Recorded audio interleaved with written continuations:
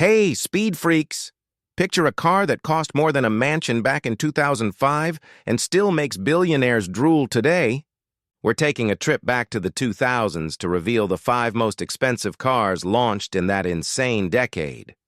From legendary Ferraris to record-breaking beasts, get ready for juicy details and epic stories. Subscribe now and hit that bell so you don't miss more content like this. Let's roll. The 2000s were the golden age of supercars. Crazy innovations, mind-blowing speeds, and prices only sheiks could afford. Based on launch prices, adjusted for the time, these were the absolute kings of the streets. But it's not just about the cash. Each one has an epic story with surprises you didn't know about. Let's count down from 5 to 1 with facts that'll blow your mind. Kicking off our countdown with a powerhouse partnership, the Mercedes-Benz SLR McLaren. This beast was born from the union of Mercedes and McLaren, inspired straight from Formula One. With a supercharged 5.4-liter V8 pumping out 626 horsepower, it went from 0 to 60 miles per hour in just 3.8 seconds. Nuts for the time. What makes it quirky? The SLR has gull-wing doors that open like wings and an air brake on the roof that pops up automatically during hard braking, like a living spoiler. Oh, and a wild fact. Some models came with a convertible top that folded in 10 seconds, perfect for feeling the breeze while flying down the road. German luxury with a British racing soul, a car that mixed elegance and brutality like no other. Stepping it up with the Porsche Carrera GT, a pure analog supercar that ditched excessive electronics to focus on the joy of driving. With a 5.7-liter V10 and 612 horsepower, straight from Le Mans racing engines, its handling was out of this world. It stuck to curves like it was glued to the pavement. Fascinating tidbit. The chassis was carbon fiber, and the 6-speed manual transmission demanded real skill, no lazy paddle shifters here.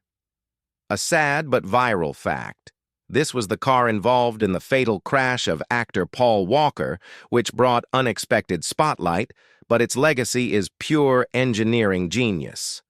Oh, and one more quirky detail. The sound of that V10 is legendary.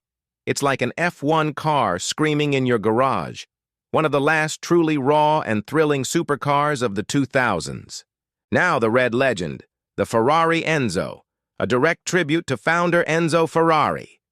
This hypercar had a 6.0-liter V12 with 660 horsepower, inspired by F1 tech, including active aerodynamics that adjusted downforce in real time.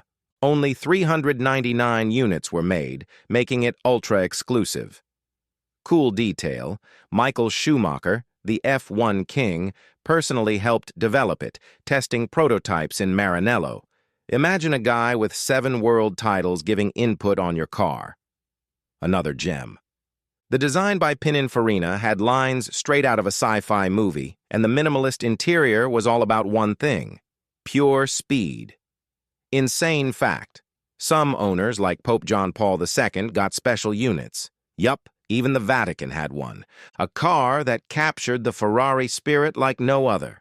Rare as a diamond, the Maserati MC12, a supercar disguised as a streetcar but born for the track.